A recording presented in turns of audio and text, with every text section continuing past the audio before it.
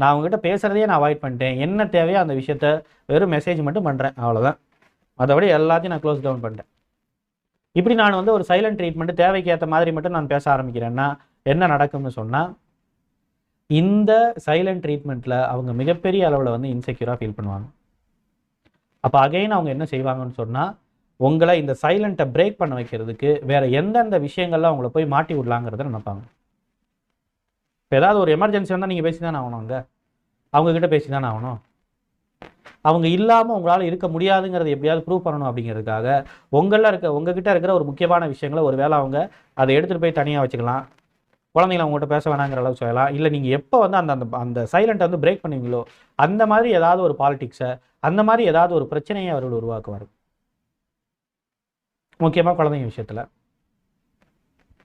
முக்கியமாக ஏதாவது ஒரு விஷயங்களை வந்து ஏதாவது அவங்க எடுத்து வச்சுக்கிட்டு தேட விடுறது பயங்கரமாக நம்மளை மிகப்பெரிய